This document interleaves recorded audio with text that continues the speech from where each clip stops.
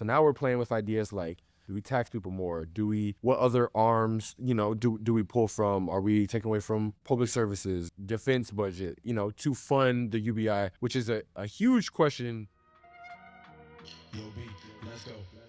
You may have seen the clip and maybe heard word of mouth, yet another podcast. Man, what could it be about? Is it truth or opinion? A couple of contradictions. We're here to challenge tradition and twist your vision. So we set on a mission to bring you rebel wisdom.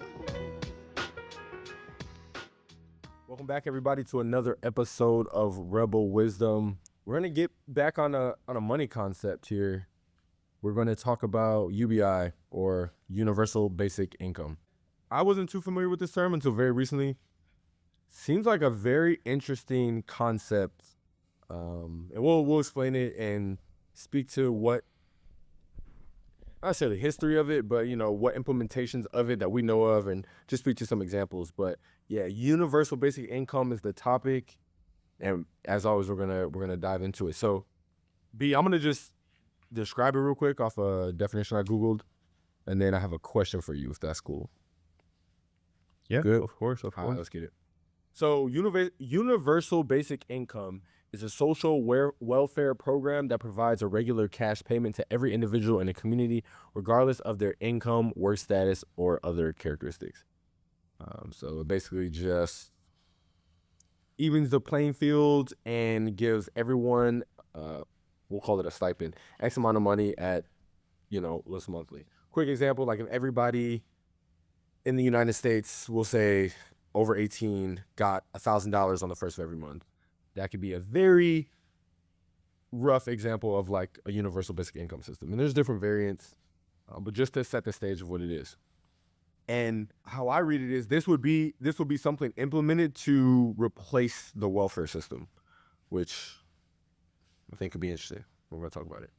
But with that baseline, B, I was going to ask, what if the United States, we just entered 2025, let's say, all right, perfect. Trump's about to take office. Let's say the day that he takes office, like, you know what? We're implementing this universal basic income in the United States. Everybody's getting, we'll call it $1,000 a month on the 1st, starting February 1st. Go. And I'm sure you wouldn't quit your job. How would would you still want to work? Like, how would your mindset around work? I mean, I know the answer. This is just really to kick it off, but yeah. How do you think that would impact you? Especially if Trump did it, that would be one of the biggest flip-flops probably in the history of politics in the United States. Because, like the concept of universal basic income is primarily a democratic idea. Mm-hmm. And I don't think anyone on the right would support this idea. But let's say we're playing hypotheticals, so let's just say that so he gets in office late January, and then from February 1st, right, $2,000. No, I definitely would not quit my job. Absolutely not. Like I'm in a very lucky place where I enjoy my job. Yeah, and I want to keep growing at my job. And $2,000, but don't get me wrong, like they'll be very nice. And it would be nice to see just, I guess, my investment accounts just going up in value. Yeah. And because that'd be nice, $2,000, like I'm already living below what I make. So might as well just dump that into stocks or real estate or whatever that fits your boat. But I feel like the majority of the people in the United States would not follow suit. And I say that because I saw it firsthand during COVID. And like, obviously, that it is the COVID, the stimulus check. Checks. Is that the same thing as UBI? No, not really. But I think there's a lot of similarities that we can kind of draw conclusions from. Interesting. Like, you remember the time we were serving the Navy on the same ship together. And then everyone started getting these free, 1,200 or something like that. Something like that, right? a little over a grand. And then I remember I just put it in my savings, and I don't know what I did with it, but I know for a fact I just didn't go buy something. Yeah. But if you remember, I don't remember what. Oh, if you remember, I don't remember. I remember like this guy, he bought like a Gucci loafers. It was like $1,000. I remember people buying Hey, Louis you V got it. bags, and I don't know. I don't think it was. I mean, obviously, it wasn't. First of all, it wasn't meant to be used for Mhm. that. But whatever, right? It's your money. You do whatever you want to do with it. Yeah. But that was just a dumb way of spending it. Just because you got free money doesn't mean you should just go frivolously Sure, yeah. go spend it. On Right. top of that, a lot of economists say that, like inflation, sure, it gets created. Inflation happens because they're printing so much money that Mhm. increases the M2 money supply, which means how fast the money turns over from people to people or businesses to people or Transfer, entity yeah. to entity. Transfer money. Yeah. And we got transfer of money. So when that happens a lot, then inflation goes up. Mhm. So, and they also credit the inflation because it was so bad to the stimulus checks because they suddenly got all this money, everyone at once. Like pretty much the entirety of the United States got these checks at once. And they're gonna go spend it on like leisure stuff. They all got new iPhones they all got new Xboxes, PlayStation, and then Right. everything just kind of increased in price. Right. So, yeah, I mean, I think that was I don't want to say a wake up call for UBI because I mean, Mm. we're talking as if UBI got implemented. I would say that would be a good thing to relate it to. That is. I think that is the closest example of something like UBI, that we've seen, especially in recent history. Like that was very recent. So I think you make some good points there. Yeah. I think those are very valid points. And now I'm trying to think, right? UBI, and just to further expound on, I think what I understand UBI, the function of, right? Like we said, it's meant to replace welfare. So it's really a calculation that would happen that in a perfect world would give you enough to support your living. The average living cost in America, we get that it varies per state, like where you are, got it. But like if you were to average it all out, the average living cost, like groceries, like the true necessities for America, the minimum amount, and like that would be what the UBI, monthly amount would be.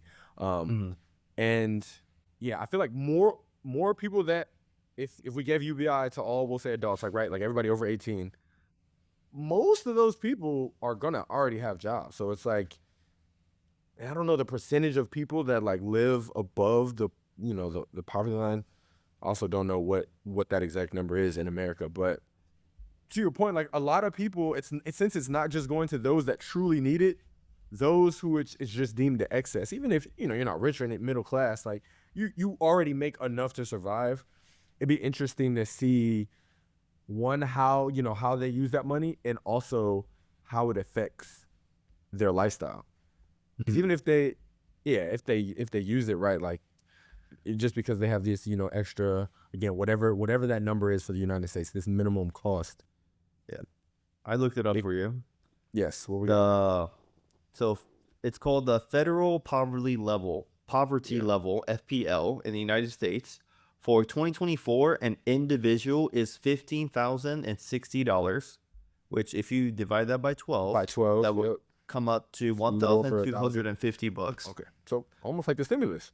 Yeah, it was like okay. And then it doubles for a family of 4. So I mean, I guess it's not directly correlated, but that's what it says. Right.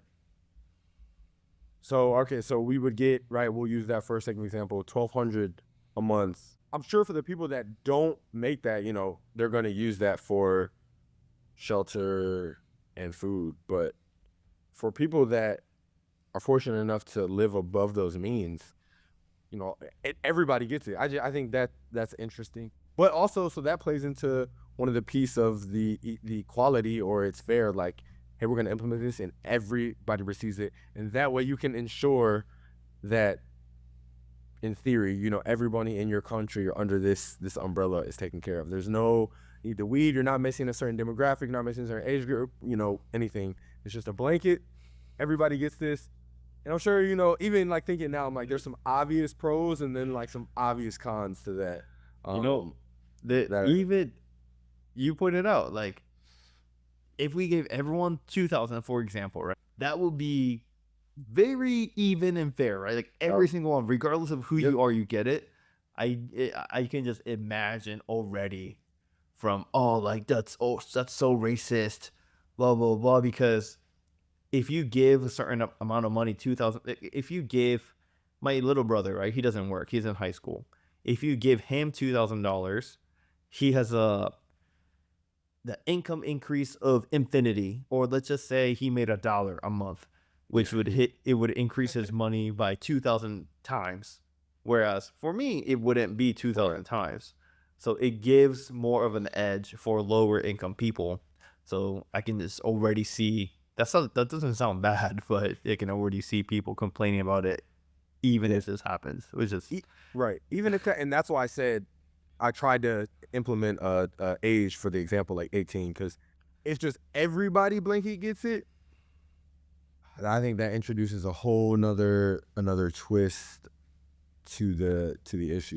You could have a household of 7 people, probably only 2 adults in it. It just, I don't know, it gets interesting. But then again, these young people or these high schoolers, it could help set them up to like enter society as a more productive member and give them more opportunities or foster better education opportunities. So like there could be some benefits there too. But yeah, I think this is a fascinating concept to replace welfare. And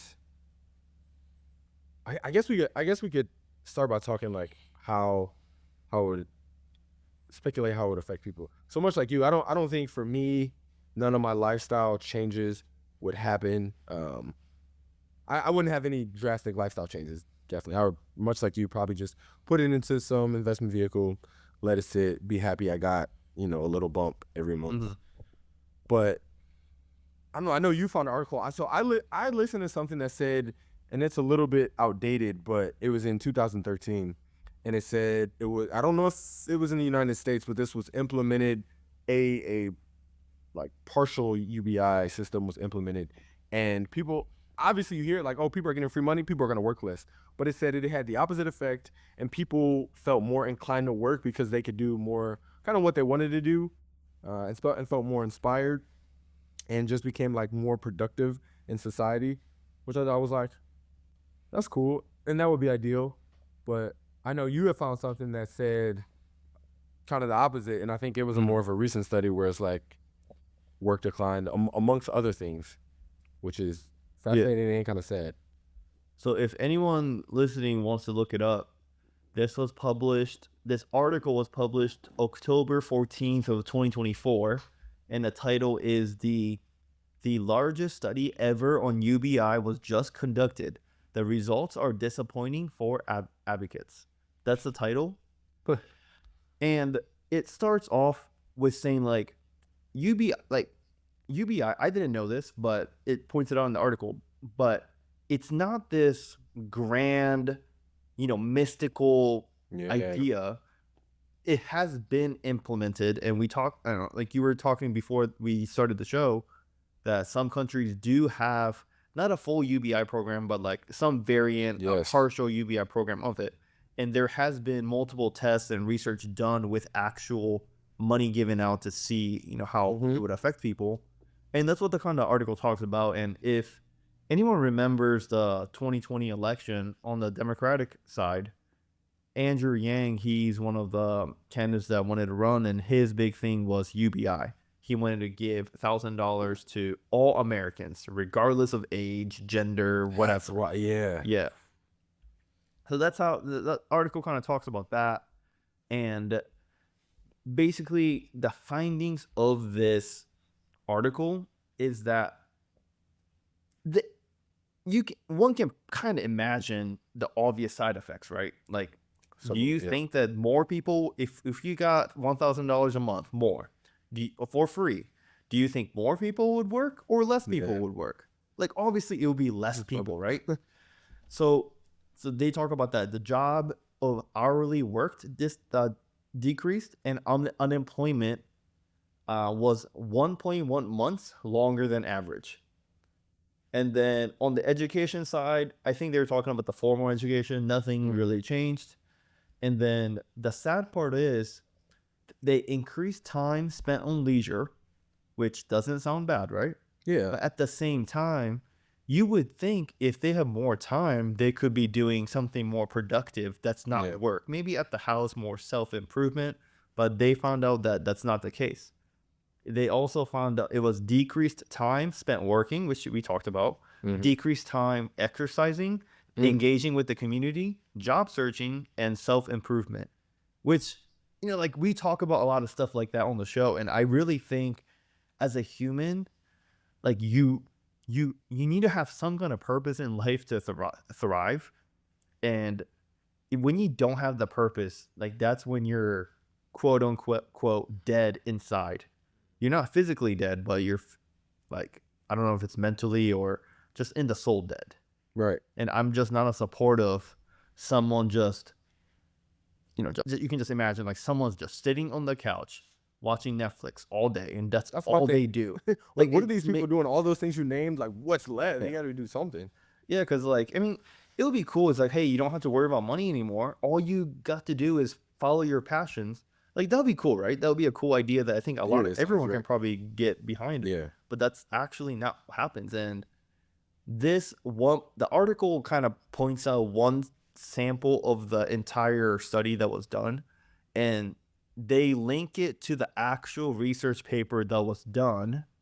And so you can read it for yourself too, but just be aware the article's like 193 pages of research. Like, it's all, I'm sure not a lot of people are going to read it, but the basis of the research is they didn't just do it in one place.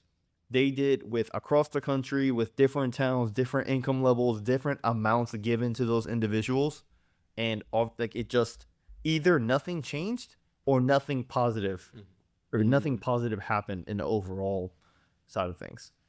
So, yeah, I mean, I think this is like a reveling point because you hear that idea, right? Hey, universal basic income. You don't have to do anything, and you're going to just start receiving money for the rest of your life on the first of the month, every month. That sounds great.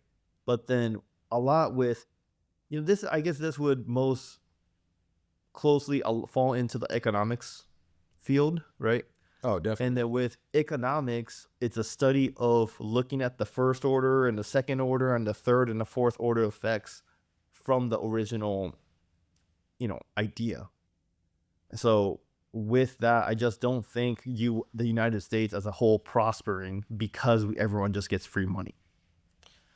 Yeah, and I think, I mean, I tend to agree with you. My thought is if they issue, and I'm not saying this is what I think would happen, but this is what I would like to think would happen, right? Because UBI is to give you a financial basis to support your necessities.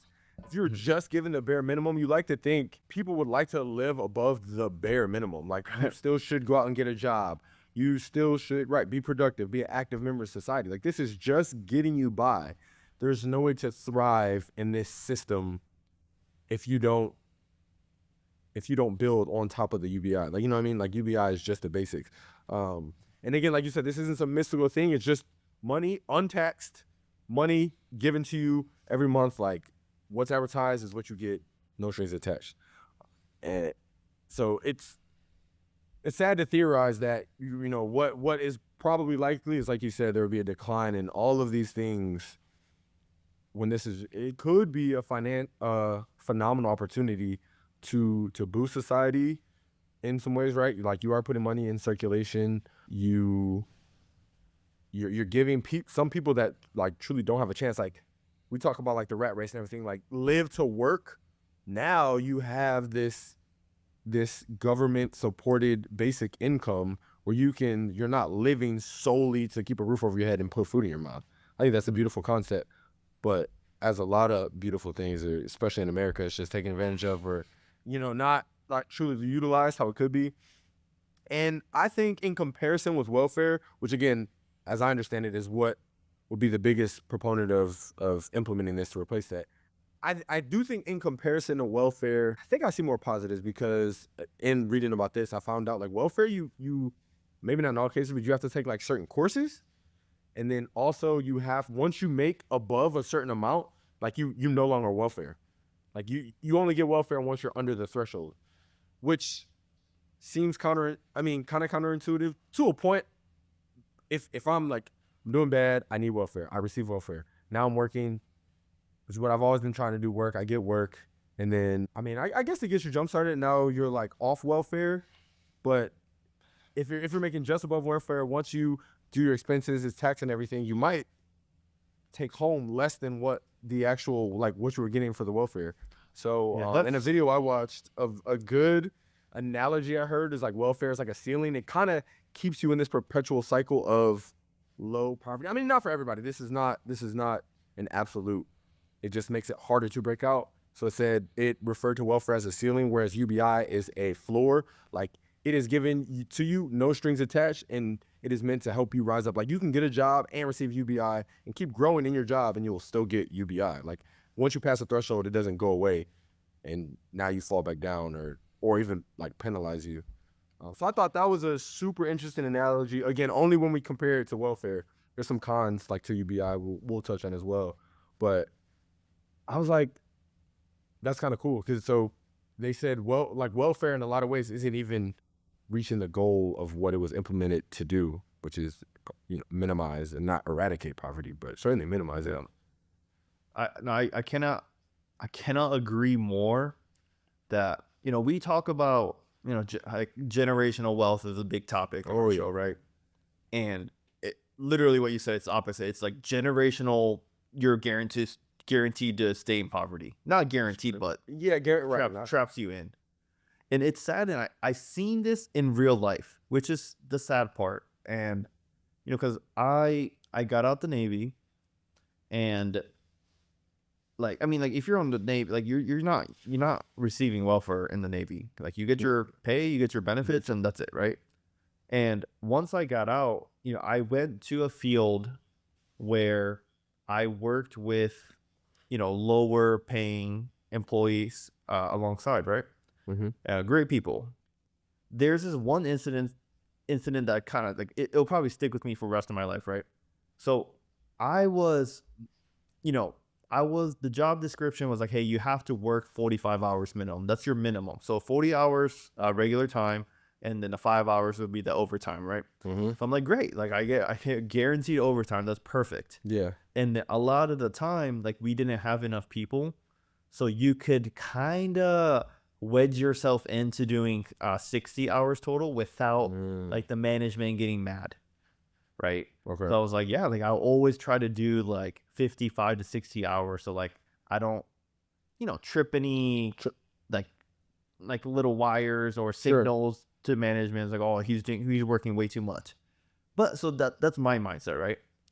And then so I'm talking to people that's struggling with money, this individual, right? And then I just like, hey, like we definitely need people in this shift. Why don't you just work overtime? Like, and then we got to start talking about money and stuff like that. And then I was kind of naive to the whole welfare system. Yeah. And then she kind of told me that, like, hey, like I can't work so many hours. I was like, why not? You get more money. She was like, well, if I make above a certain amount, like I can't be on food stamps.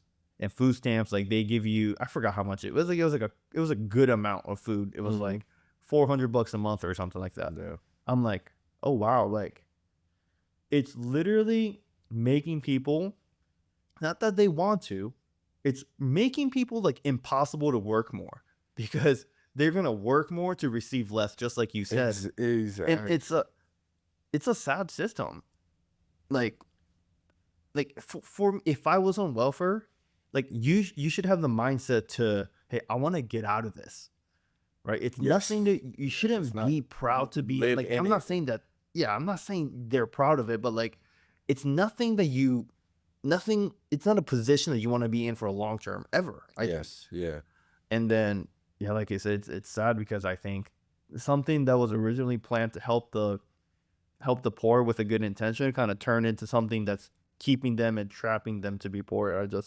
It's sad. Right.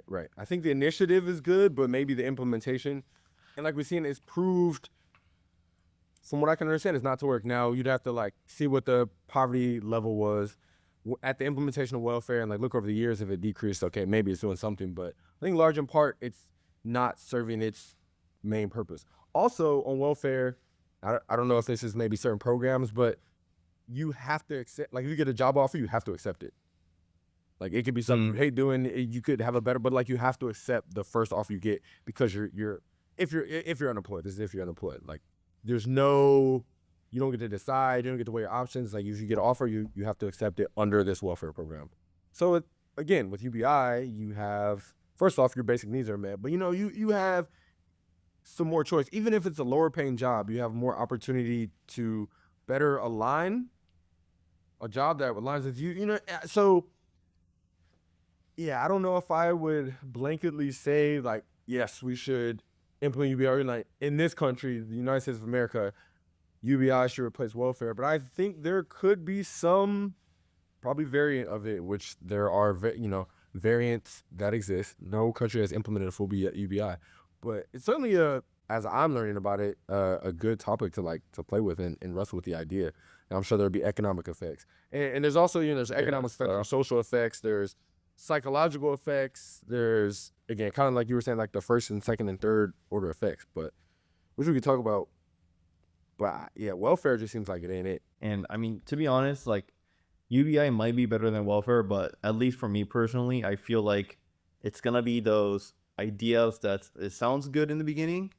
Oh, But it could be. as you implement it, it's not gonna be good. And Yeah. they started off with the cons. Like I think inflation, going back to the COVID thing, we saw a huge amount of inflation because of this checks that was getting sent to everyone. If we actually started implementing UBI, like you talked about, hey, maybe it could give the kids a better opportunity to education.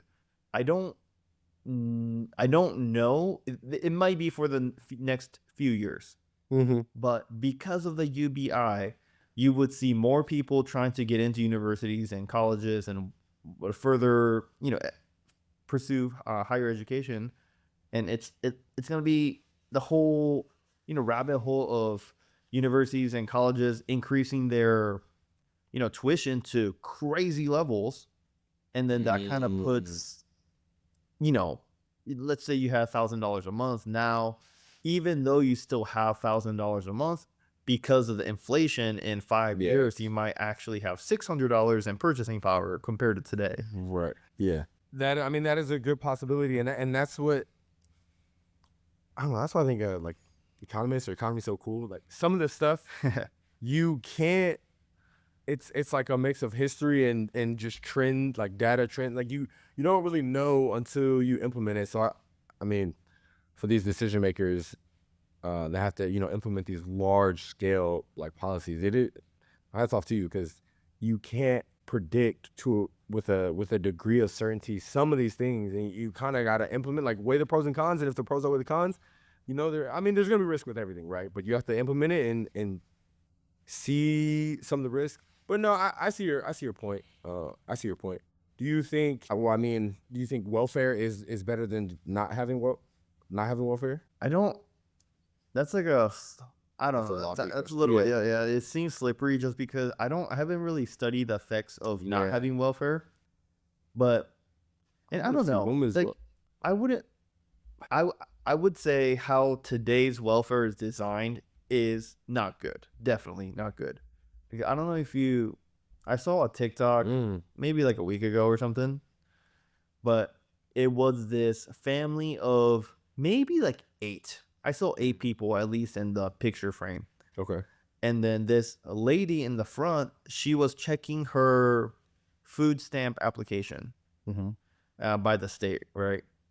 And then they find out that they got accepted for food stamps, and the entire family's like, "Whoa, let's go! Like blessed, like we're so blessed."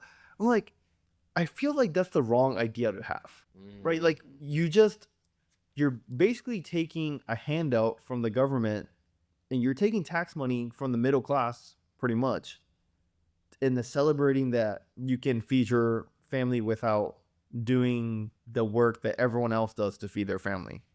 Yeah. Okay. I don't like the idea at all. Like that, Yeah. you know, okay, sure. Can you be grateful? Absolutely. Should you be celebrating online in front of millions of people that you got food stamp money? Like, that doesn't align with me. Sure. Same thing, like in my gut, it doesn't tell me, hey, it's right to not do something and you get free stuff with no prior, like, I'm not talking about like if you're invested, if you put something in Yeah. and the fruits of the labor is paying out later, that's Yeah. a different story, right? Okay. Like retirement is a great example. Yeah. You put a lot of money into it, you took some risk, it grew to $1 million. Now you can take out $40,000 for free for the rest of your life, and you get the idea. Right. So that's perfect because that breaches I think the ethical side of this. Whereas, like, is it morally right to just give everyone free money? Like, should there be is existing and having life and just being a member, a human in this country, is that not enough to say you are owed or deserve the right to basic necessities? I don't. It's not. Yeah. Okay. So Like, I just feel like the only thing I say when stuff, I'm not talking about UBI, but like, you know, conversation comes up and, oh, should you be, you know, given the right to do something? Like, honestly, my personal opinion is the only right you should be given is the right to life and right to pursuit of happiness. Life, liberty, and pursuit of happiness. Yeah.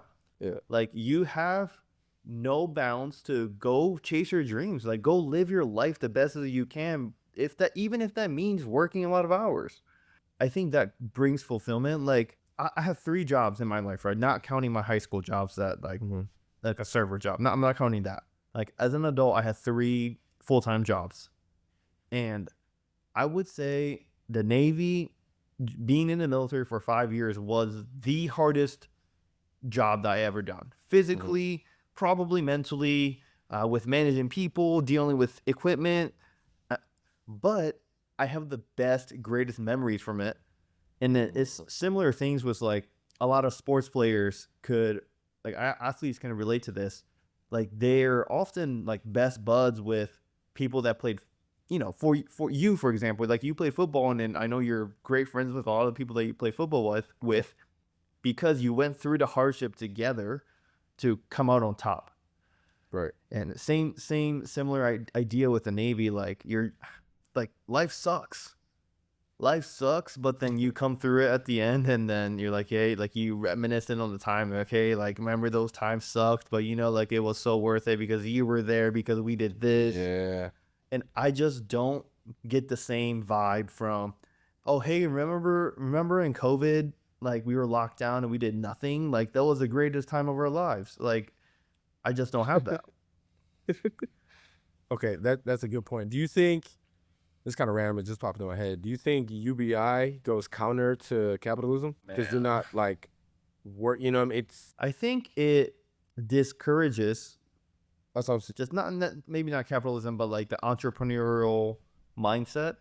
Because in the article that I mentioned earlier, you would think like, hey, you don't have to work anymore. Like, what would you do? A lot of people, I would assume they would say, hey, I want to go start the business that I was dreaming of ever since I was 14. at least something. Like, Yeah, I can see right. people not working, but like not working out, not socializing, not going out. That is what really blows my mind. Like, the natural human thing to do is work less, because I don't think I would, but I can almost understand that. But to not do anything else, like not increase any of your other parts of your life, is wild to me. That wild. And then, man, I'm trying to find the line. Oh, here it says entrepreneurship. It says increased entrepreneurial intentions were there. So a lot of people said, hey, I want to go start that business. Yeah. But at the end of the study, no actual rise in entrepreneurial activity. So it was all talk. They wanted to do it, but life got too comfy, and they're like, nah, I think I'm good. and they just live life. It's not ethically wrong. It's not morally wrong, but I just don't think humans were designed to thrive in that way. So you think there needs to be some level of adversity, and also essentially like you need to overcome something, or there needs to be some input for the output. Like there needs to be tangible. Yeah, I tend to agree with that. I'm wrestling with if it's just gonna go down a rabbit hole. Like, and not everybody. I'll take this a different direction. So in one of the videos, it said that some people considered UBI to approach like it's starting to approach like a utopian society. Like that's why we should stay away from it, because it's too close to a utopian society. And wouldn't that be a good thing? In theory, utopia is, but in a lot of, I don't know, was it 1984? The George Orwell, one of those go-to school books. There's like, they talk about utopian societies and how if everything's too perfect, like it essentially like collapses on itself. Okay, interesting. So there's counter beliefs to utopian society, but there's no real such thing as utopian society. Like you face one problem, like it's gonna create something else. But anyways, they're like it's real quick on the utopia thing. As soon as you said utopia, I was like, that word like triggers something in my mind, but I couldn't remember until like 10 seconds later. It was like Universe 25 experiment. Yes. Right? Yes. Like we did a whole podcast on the Universe 25 experiment, and if you haven't checked that out, that was one of the best performing episodes that we've done, and it was very interesting. But basically, we created a utopia for these lab mice to experience, and you basically see how the life turns out. And it was crazy because the experiment was repeated like 23 times or something like that. Every single experiment, every single time was the exact same result, I was like, that's crazy. So utopia definitely didn't work. Sorry, you can go back to what you're saying. No, it's cool. Which I think there's a lot of other reasons to say no to UBI than, oh, it's too similar to a utopian society. I think that's kind of a lofty concept to go against it. But I thought this was interesting. They followed up and said, the other times in history where people said don't do something because it was approaching a utopian society was slavery. Like people were saying we shouldn't end slavery because too many people will have too many rights, and it's gonna like collapse the society. Wildly inaccurate. Obviously slavery ended, and you know what I'm saying? Yeah, there's more functioning members of society, and we've been good. And I think I hope everybody can realize that the end of slavery was a positive. Another one was women's suffrage. Ending women's suffrage, allowing women the right to vote, was, again, giving more members of society more rights and incorporating more people. And it's like, some naysayers were like, hey, this is getting too close to a utopian society, a perfect world. And again, I think the overwhelming majority would say that was a decision for the better. And it's just interesting to compare. It's like, this could be a UBI situation. People are like, oh, that's going to be too much good on a widespread level.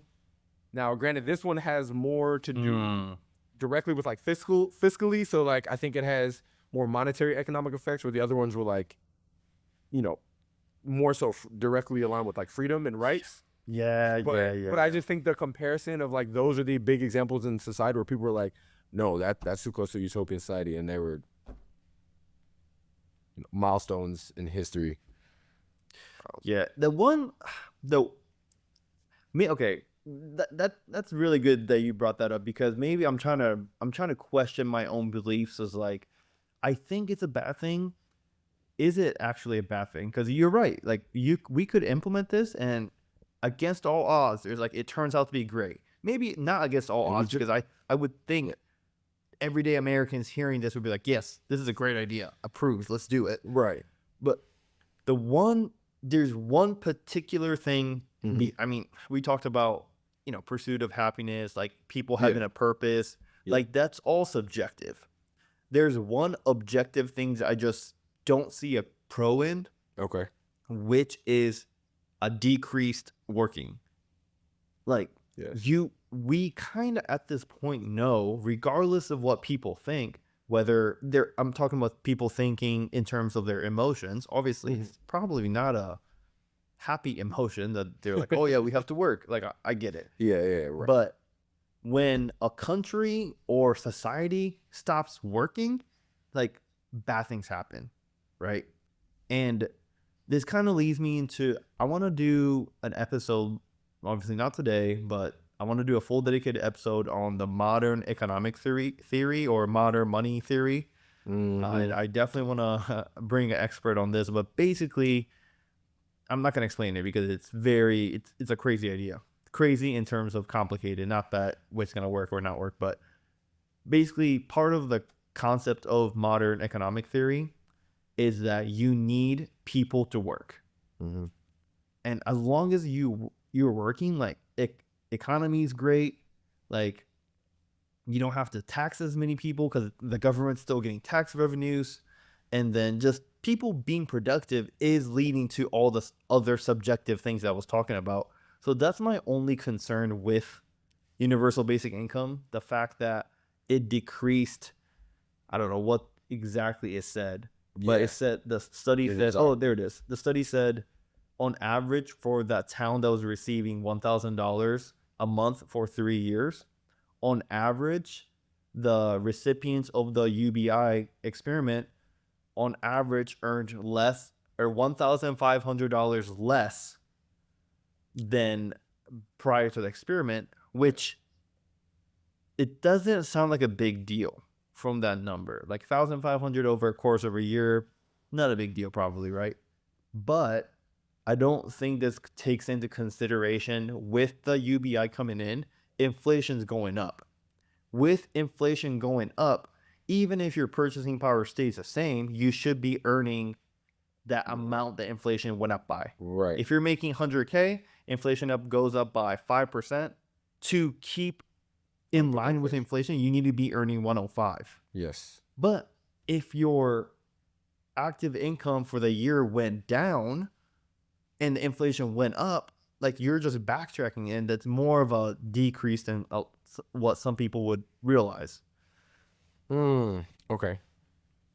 I see where you're going. So you're saying people, for the economy to work, people need to work because, they need to earn money to keep up with inflation. I was thinking if people work less, the dollar will circulate less, therefore affecting the economy. But if they have UBI, they're still getting money. Again, it's not. I guess they're still getting money. So work would decrease, but spending might not decrease, which then will drive up, which could still drive up the inflation. I'll buy that. I was gonna say, but before you kind of got deep into that, kind of makes this a moot point, but I'm gonna say it anyways because it's a crazy idea to play with. Generally speaking, I think less jobs, working less is bad, right? I would note that it's bad.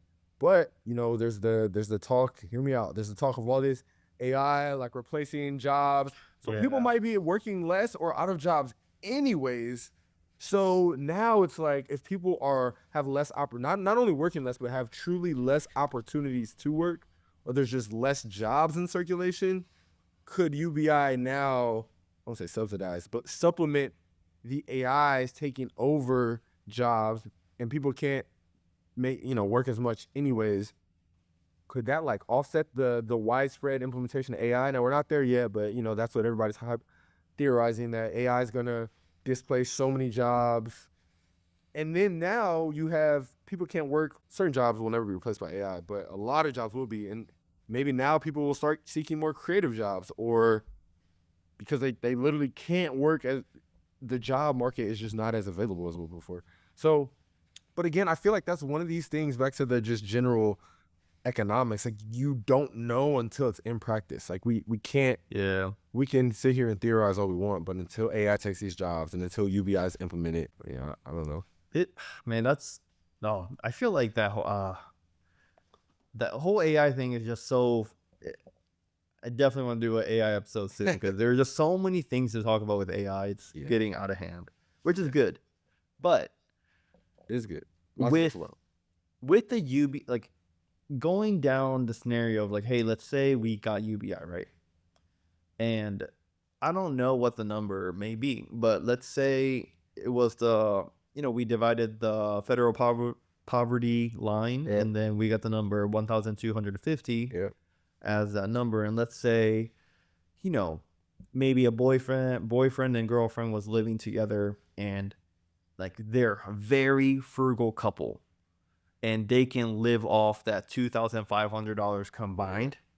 And like, let's play that scenario out for a lot of families, right? Which is to say, not even the work decreased, but like there's going to be a community of people, and there will be a subreddit that talks about like, hey, how can we live off of this UBI income, and that's it. And there's going to be a lot of people, I guarantee you, there's going to be a group of people that do that. And that's also scary to me for a few reasons. And that AI conversation brought it back up because this actually might go into reality, right? Like, let's say AI, like 2000 whatever, there's a supercomputer, and only the 10% of the smartest and the most brilliant people on earth gets to work, right? And the other 90% just doesn't work. They collect UBI because AI is just does everything in their life. I just think that would create such a divide versus the haves and the have-nots, obviously. And it's going to be one of those, it's going to be like the elites versus like the pigs scenario. Like you're literally just a pawn piece. Right. I just feel like. And you're just on your phone that just sends dopamine 24/7 whenever you want it. You're just in your chair this entire time.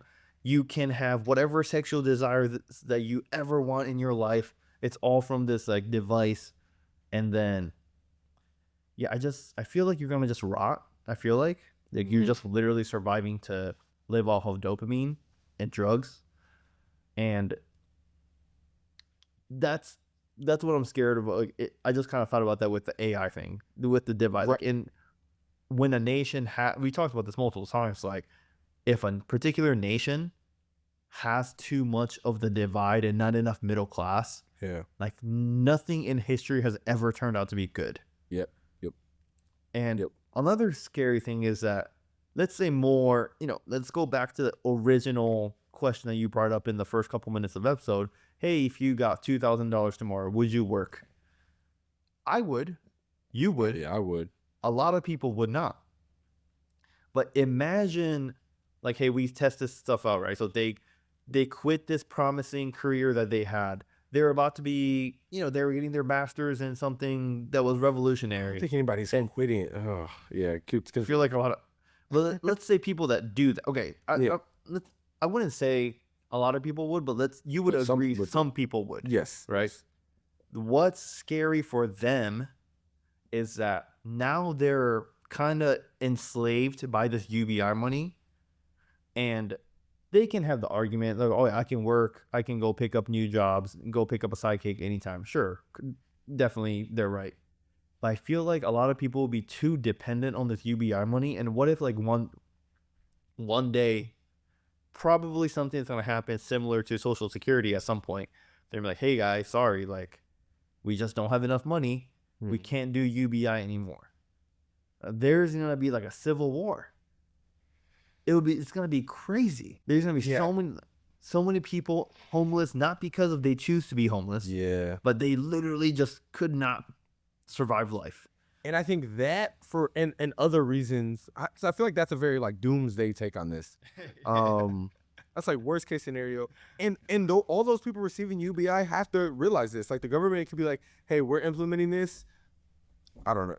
But it's not infinite. Like at any point in the U.S. future, this could end. We advise you not to quit your jobs if you're working. Put out and yeah, you're right. People won't listen. But some other benefits, or again, we talked about like there's economic effects, there's social effects, there's psychological effects, right? Like people got money, they just want to stay in the house. That decreases social stimulus, whatever.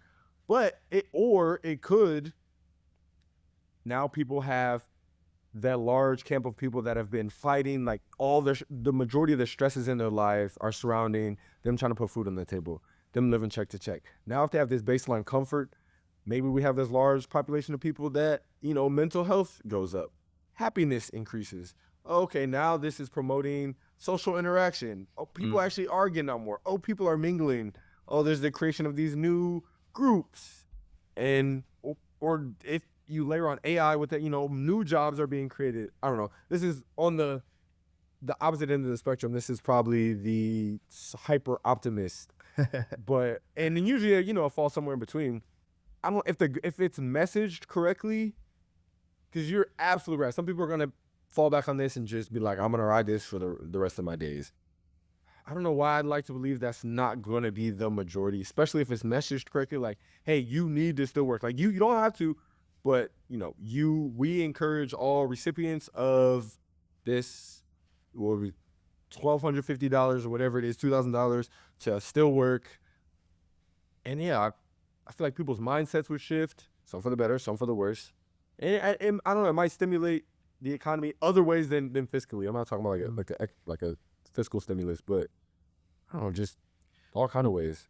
What do you think of the idea? What if, I'm just thinking on the fly, right? So there's definitely not a detailed thought that went behind this, but what if it was something like you will receive UBI if you're working at least full time?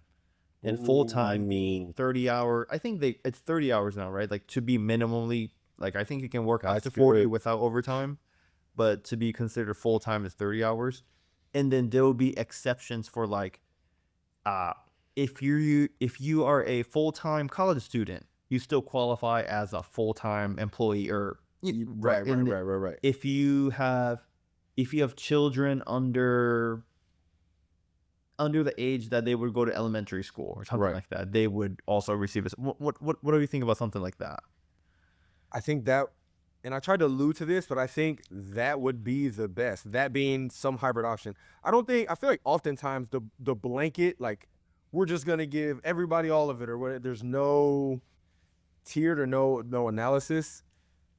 I feel like that's oftentimes not the best solution. So I think something like what you said would be best, and that would more so get to maybe the root of the problem, because that does stimulate the people that really need it, but also there's some level of incentive there, and that like it kind of encourages people, but like subliminally, I get this if I go to school, like let me go to school. It doesn't say like, hey, we're gonna get, but just by the nature of who it's given to, it's going to stimulate. Whereas UBI, like you could be the bummiest of the bum, you could be the wealthy, like you're going to get it regardless. But then unlike welfare, which you also kind of at face value is supposed to stimulate you above that threshold that you're commonly at. But again, because of all those strings that are attached, it kind of perpetuates the cycle, which is why we deemed it probably not successful. But yeah, as long as it doesn't have those weird strings attached, it's a, you get it, not taxed, whatever, under these circumstances. Yeah, I think, and then it kind of attacks your problem of you have all these people, I'm gonna say blindly spending, but not everybody's getting it. So that's kind of attacks that spending problem, because people that don't need it, aren't getting it. I don't know why I thought about this, but it's like the 401k match. Like they say, hey, we will give you this quote in quotation free money, because if you don't do it, they don't have it, right? They don't give it to you, right? So you can consider it free money as long as you contribute your money into investments into 401k account. We will give you free money also to match your account. Like that seems to be a pretty good thing going on, right? Yes. So I don't know, maybe even for welfare side too. I don't know how they qualify. Is welfare just on the income basis? Because like, if that's the case, you could be a real estate agent that sells one house a year, and you take your commission right under the poverty line, and you get welfare, right? Like I don't know if that's just the income wise, or even like same thing. Like if you're on welfare, you have to get a job, and then you have to provide. It could be like once a quarter. 4 times a year, not a big deal. You have to provide all your pay stubs that shows hours worked to the state, and then there'll be a computer that reads it through and like, all right, this person is good to go. Keep receiving welfare. Or I don't know. I feel like that's not implemented because I never heard about it, but at least that might be something better, maybe. I'm not following you. you're saying like if you show what your salary is like quarterly, Not salary, but your pay stub that show how many hours you worked. To qualify you for Yeah. to make sure you get the UBI, yeah. Because But like I said, again, go ahead. I'm just not a fan of Not doing because anything. I don't do anything, therefore I should be getting this because I am a human and I receive the right to whatever. Right. And But sorry, no, you're good. You're good. One you're second. excited. It's like, but if you're actually putting in the work and you're just at a tough spot, I could see more sympathy into giving them free assistance. Yes. And they're still contributing member of society because they're working. So 100%. And that also attacks some of the problems. Like I'm just thinking of, a very wealthy family, that family maybe 2 generations ago, they busted their butt, built a very great life for themselves. They're millionaires, been passing it down. So let's say we have a friend that's our age that can live off their parents' money. Like don't have to do anything. And somebody would be like, we're literally wasting money giving this person that's choosing not to work because they come from a wealthy family. They don't need to work. They're living off of their family's wealth. Why are they getting this $1,200? They don't work. They're capable of working, but they're choosing not to work. Right. Like I see that person probably shouldn't get UBI. They're not working. And not even that, they're capable of working and they're choosing not to because they don't need it. So I like that caveat of show, your work hours to whatever system, and then it'll qualify you. Because with UBI, there's gonna be the people in uproar, like, even though they're getting it too, I think you said, no matter where you fall on the spectrum of wealth, like you're getting this money, they're gonna be like, these people don't need it. Why are they getting it? Because it's an all or nothing system. Like, so what you said also could eliminate. Oh well, no, because you're saying if you're still, I guess if you're super wealthy and you're meeting the working hours, like you would still get the UBI. So, but at least then it would give them a justification for getting it, even if you are a billionaire, and you'd be like, what? He doesn't need the money. Well, they work 30, the minimum hours a week, just like you do. Therefore, they qualify. You know what I mean? It justifies. Whereas UBI, if they said, they're a billionaire, why are they getting it? It's like they exist, so they get it. yeah, I mean, like Same reason they get it though. But it gives a little more justification. yeah, I mean, even that argument, like I could. It's funny because I could see that argument being made. Oh yeah. And I mean, let's be real. Like, if you're a millionaire or, okay, we'll say multimillionaire or billionaire, like $1,000 a month is not gonna be like Dropping a bucket. they're not gonna even. I was like, oh, I was receiving that. I wasn't even aware. Like, to be honest, like Yeah. Well, to them it might not care, but again, it's the optic, the perception. Yeah, it's the optic. Yep. Everybody else is going to be in an uproar. Should it be like that? I mean, no. People again probably should just mind their business. Focus on themselves. They'll be like, all right, let's defund UBI for billionaires, and Congress will be like, yeah, let's do it. We're like, we'll redistribute what they were getting into the everyday people, and they get like 17 cents more. I was gonna say another thing which we kind of touched on talking about this topic previously, right? If we to implement UBI, that has to be funded in some way. I don't think we talked about this. Like, yes. To give people isn't gonna come out of thin air. So it's like the natural next question is, where does this money come from? One of the videos I watched, part of it was redistributing the welfare, so the money is for welfare. But now we're talking about everybody in America. Like that's just not gonna cut it. So now we're playing with ideas like, do we tax people more? What other arms, do we pull from? Are we taking away from public services, defense budget, to fund the UBI, which is a huge question that we haven't touched on. And again, I can see some people saying like, well, why don't we tax, people in this tax bracket as part of it, right? You could take from the welfare, but also not just tax everybody, but tax these people. And now we're back to the debate on, should everybody get taxed? Should just this tax bracket get taxed? Or where's that money pulled from? Yeah. I could see, you give me a new thought as you were saying that, and maybe it was the way you said it that made me think about it. But sure, if we do UBI, let's be for real. I'm just kind of thinking through it. Yeah. Let's say we do UBI. So obviously welfare would be the first one to go. Like Go. all No money question. and welfare at every single state Yes. would go towards the UBI. Yes. And you said public services, which I'm thinking, if we got UBI, I feel like there would be some public services that you can just get rid of because the private sector kind of covers it already. For example, like postal services. We have government agencies that runs postal service, right? Yeah. But we also have like FedEx, for example. Right. Like, Yeah. So you don't need to go through the government or government funded organizations to send postage, for example, or send packages or whatever. I feel like that could be privatized. Yes. And another thing, this is an idea, right? So I love it. Yeah. Sorry. But like even for like garbages or like trash service, like I feel like there could be a good business model in the making if we like. Obviously, you can't just get rid of garbage out of thin air.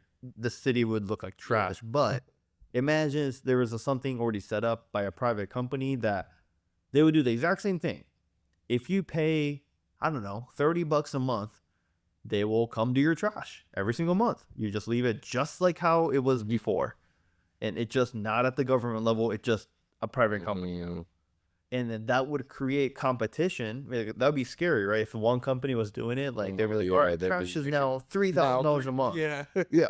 That's scary, but that would also create competition, and competitors would be like, hey, I don't like trash being $3,000 a month.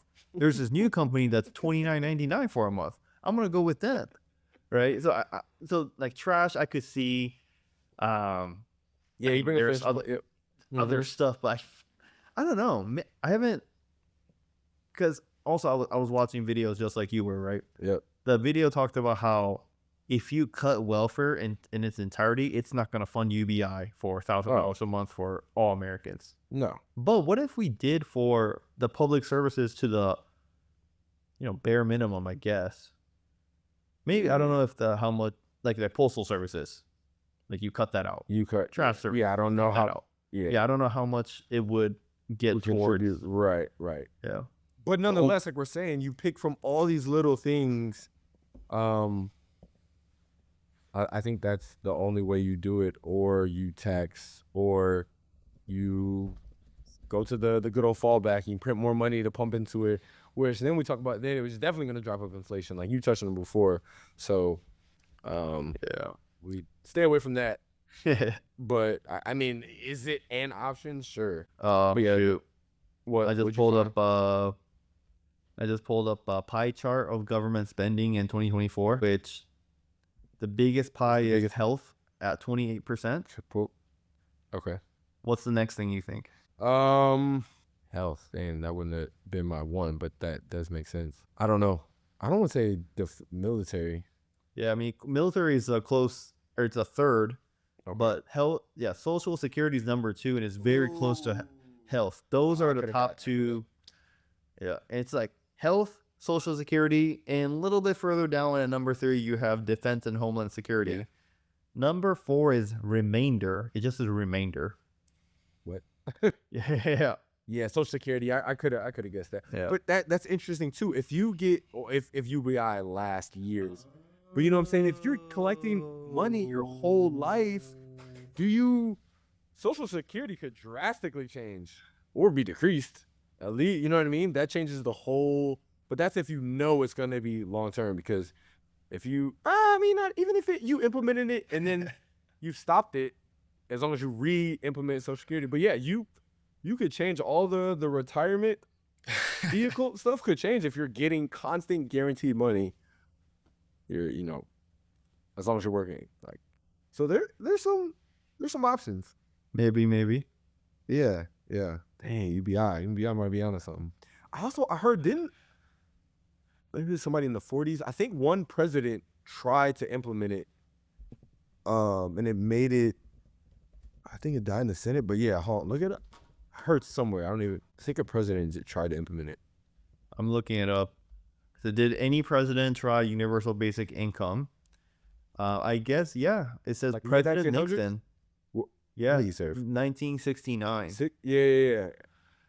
So he was on the verge of implementing a basic income for poor families in America. So I guess it wouldn't be universal. Yes, it wouldn't be. It but was just a base. yeah, maybe a similar idea. Right. Instead of welfare, it'd just be flat income Yeah. that they would receive.